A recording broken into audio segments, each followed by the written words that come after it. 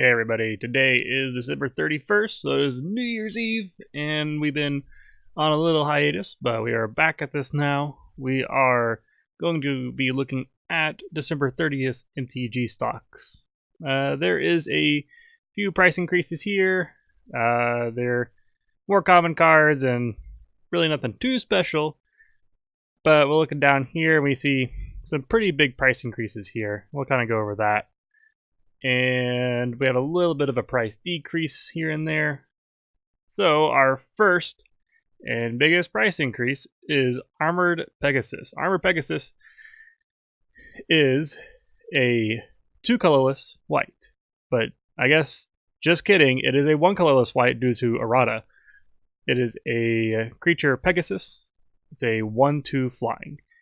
So I guess they errataed this because they're like, wow, this is awful. And that's pretty much what they went for, because we can see here, let's see, I guess in Battle Royal box set, and most of these, yeah, it got errated pretty quickly afterwards. This one is a later errata. I mean, like 6th edition is still pretty old. So, I guess the only reason it really increased in price is just because it's old. This went from $1.73 to $3. That, as you can see, you can very easily buy other versions of it for much cheaper. Art-wise, it's kind of interesting because we can't really tell. It looks like he's kind of angry here. He has like these really piercing blue eyes, and the clouds are nice and everything. It's an interesting art, I guess. I like how the old cards have like this dagger and shield indicate attack and defense. I remember having some of those cards. It's fun, good stuff. Our next card is Sign in Blood. This is kind of a more famous black card, maybe, but this is the Magic Player Rewards version. As you can see, the Magic Player Rewards version is much more expensive than what you can get in other sets. They're usually about 16 cents, but since we have the nice fancy art, it is much more expensive. This went from about 607 to 743, and what it does here is it costs black, it's a sorcery, and target player draws 2 cards and loses 2 life. Just a very good draw card. There is a, I guess, better one, if you want to call it that. It's basically, I forget exactly what it is. I think it's a colorless, a black sorcery, and then it allows you to draw 2 cards and lose 2 life. And so the colorless makes it a little bit easier to cast in like in tricolor decks, for instance. But the other thing about it is that the reason why I do like this card is that it says target player. So on the off chance you really need to make someone lose 2 life and not take 2 damage, you have it. And it's kind of neat to have that ability. It won't come into play too often, but when it does, it'll be pretty satisfying.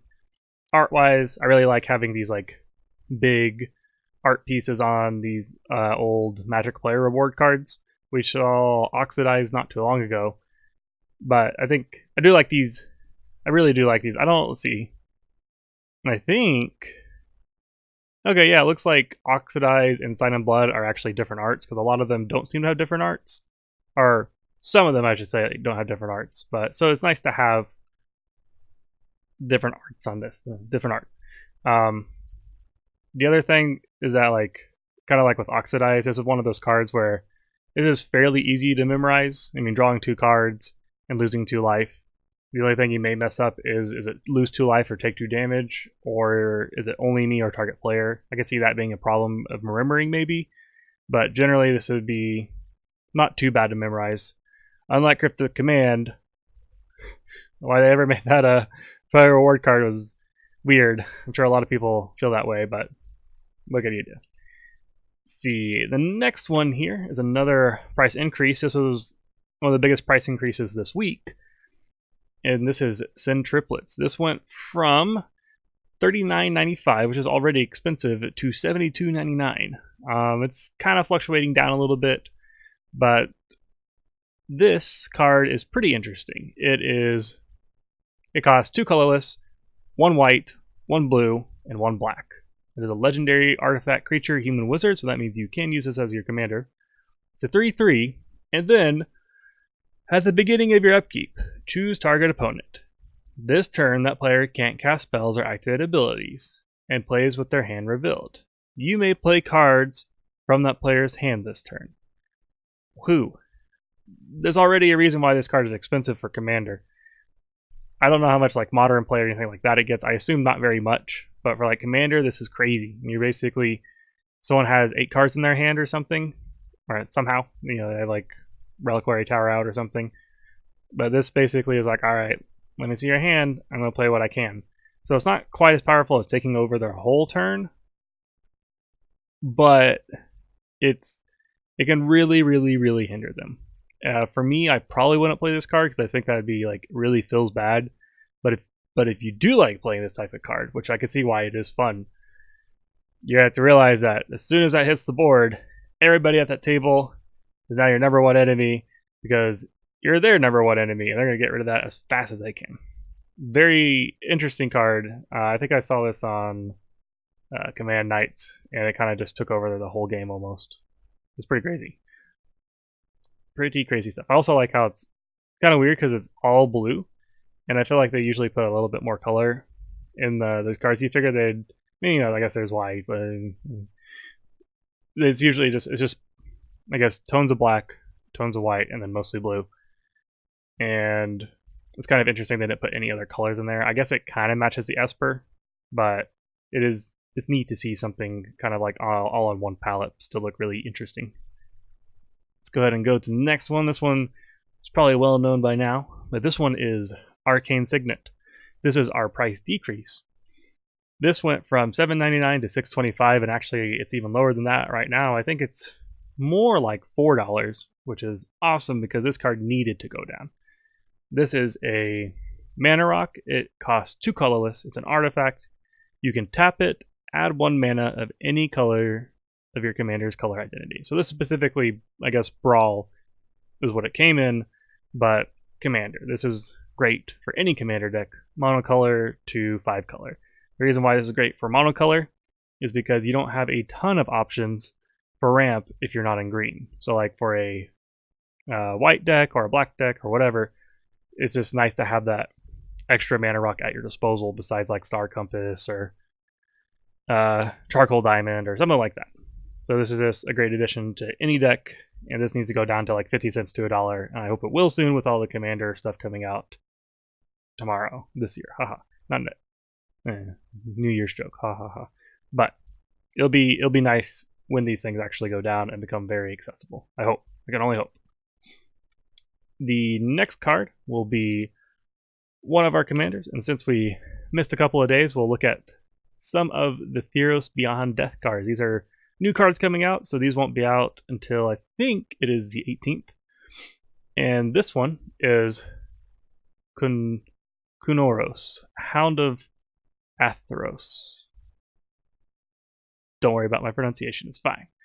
This is a legendary creature hound, so this can be a commander. It is a 3/3, has Vigilance, Menace, and Lifelink, which is pretty crazy. I mean, this for a 3-mana 3/3 that has all 3 of those stats is pretty good. But this is where it really comes into play. Creature cards and graveyards can't enter the battlefield. So you've basically taken out reanimation for somebody. Players can't cast spells from graveyards. That gets rid of flashback. It basically just really shuts down graveyard decks.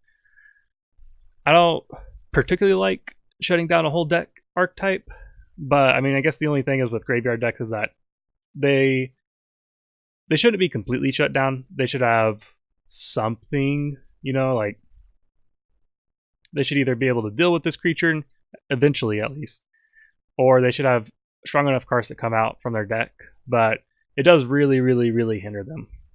And I love graveyard decks, so maybe I'm a little bit biased, but if you use them as your commander, I feel like this would just be a very hard counter to those type of decks. And I don't know. I do like it because I mean it's a 3-headed dog and puppies are good. All dogs are good, but it seems powerful. Not like not powerful enough to ban or anything, but you got to really play around this if you're a graveyard deck, I guess, or be cautious of it, I guess I should say. But interesting card. I think this could go in a lot of cool commander decks if you're specifically looking to shut down graveyard decks. I guess a lot of decks have graveyard recursion, but whatever. The next card is another Erebos card, and this is another potential commander. This has been a lot of black cards this session, but Erebos Bleak-Hearted. This is a legendary enchantment creature god. He costs 3 colorless and 1 black. He's indestructible. If you're familiar with the original Erebos, they basically had each of these gods, and they were all legendary enchantment creatures, and they were indestructible, and they had crazy effects. They're generally worth a lot, not all of them, but most of them. And they're all pretty good. So anyways, this one, let's go back through this, has indestructible. As long as your devotion to black is less than 5, he isn't a creature. This is actually a huge benefit, because creatures are generally easier to get rid of. Like, Swords of Plowshare is an easy way to get rid of him, but if he doesn't become a creature, then you have to have exile target enchantment, which is really, really, really hard. Or if you have a way to bounce it back to their hand, I guess that's one way to sort of get rid of it, but for 4 mana cost, it's not that bad. This other ability, whenever another creature you control dies, you may pay 2 life. If you do, draw a card. I think that's pretty insane. This is semi-like Corvold, the new Junk Commander from Throne of Eldraine, or newer Junk Commander. But instead of having the sacrifice, this can be whenever a creature dies, so if someone board wipes you, you're like, alright, well, I had 8 creatures, so if I want to, I can pay 16 life and draw 8 cards. That's pretty crazy, having that ability. And in a mono black deck, it may be a little bit harder to pull off, because you may not always have as much life resource. If you could put this in a black-white deck, I think it would be nice. You'd be able to get your life back a little bit easier. But regardless, the value is really insane, I think. Well, is it going to be like competitive? I don't know about that. I don't know enough about competitive to talk about that, I'd say. But I think this could be a pretty fun and powerful mono black EDH commander. And then its other ability, because gods have to have a ton of abilities, they all basically have mana dumps, I'm pretty sure, at this point. This, you can pay 1 colorless, 1 black. You sacrifice another creature, so not only does he have a sacrifice benefit, he also has a sacrifice outlet, and target creature gets -2, -1 until end of turn. So that's not amazing per se, but if you need to ping off some really hard to remove creatures, like maybe other indestructible creatures, or you just need to get rid of some 1/1 for some reason or whatever, I think this is pretty strong. I really like this guy. I'm afraid of his price later. That's what I'm afraid of. I don't trust it, because I'll be like, oh, this card's cool, I like to get this card, and then I'm going to be sad when he's like $20. But what can you do? I guess the other thing is, I like his kind of alternate art thingy. It looks like he's more like in the stars constellation, I guess. Oh yeah, that's right, I guess that's the thing, constellations or whatever. There's supposed to be a constellation arts on all of these, which I guess makes sense. But anyways, our random card for the night is Ashes to Ashes. This is the black card. Basically, all of our cards except for the first one were black. But anyways, this is a card I just randomly found in kind of my collection. I was like, oh, I really like this card. I think the card's pretty good. So what it does, it costs 1 colorless and 2 black. It is a sorcery. It allows you to exile 2 target non-artifact creatures. Ashes to Ashes deals 5 damage to you. I think this is actually pretty good. I don't think there are a ton of exile creature cards in black. I feel like there's almost none. I could be wrong on that. The thing that black does do well is -X/-X, so maybe that's where it's not like too important, because you give -X/-X to things. But regardless, I feel like being able to exile 2 very dangerous creatures at one time for just taking 5 damage is really nice. Of course, it is instant, but it'd be really, really nice. But I mean, it's black, so most things aren't going to be instant. The 5 damage to you is kind of like whatever to me. Black deck, I'm used to playing life, I guess, so it's whatever.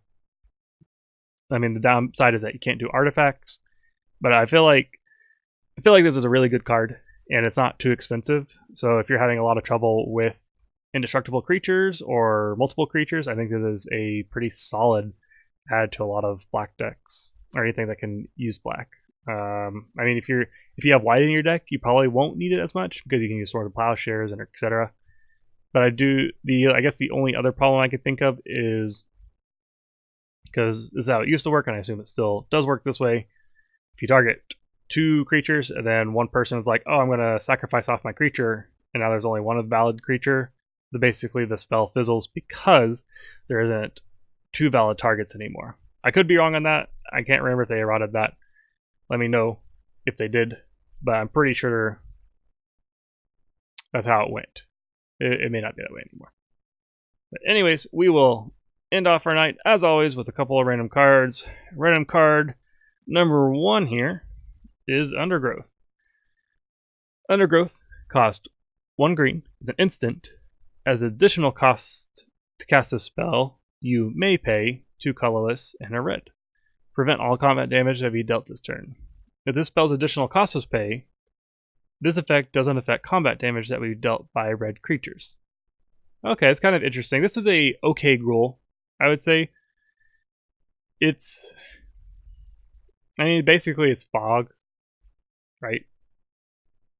But if you're running rule and you have fog in your deck, you might as well just play Undergrowth, because if you really need that extra damage to go through, maybe like someone's walking with a bunch of black and black and green creatures or something, then you can just send your red creatures in, potentially kill off a couple of theirs, and you can potentially get a decent swing out.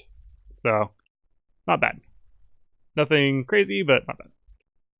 See, our random card number 2 is Cultivator's Caravan. This is a 3 colorless artifact vehicle. It has tap, add 1 mana of any color, and it has crew 3, and it's a 5/5. Okay, so if you don't know what a vehicle does, it's basically an artifact. It's not a creature, unless you crew 3. So in this case, you can tap any number of creatures you control with total power 3 or more, and this vehicle becomes an artifact creature until end of turn. So if you had like 3 Laurelin Elves for some reason, you can tap those 3 Laurelin Elves, and then you can power Cultivator's Caravan. Or if you had a creature that's a 4/4, you can tap that 1 creature, and then you can power Cultivator's Caravan. It's kind of a neat concept. I'm not quite sure why this one is rare. I guess the only good thing about this card, even though it's rare, is basically it's a 3-mana rock, which 3-mana rocks are okay. They're if you don't have, or if you're going on a major budget, 3-mana rocks are good, because 2-mana rocks are generally expensive, especially depending on what color type you're playing. Ugh, that's the worst part. But in this case, it's basically a 3-mana rock with a potential benefit of having that crew 3. So maybe you just need to have that artifact creature for some reason. Or maybe you're like, well, this guy has a 4/4, and I have a bunch of 1/1s, but if I send my 5/5 in, and then he can't do anything. Or you can potentially use it as a way to block, kind of sort of sneakily. But it's okay. If you're on a budget, I think this card is okay. This gives you basically an extra creature and a mana rock in 1.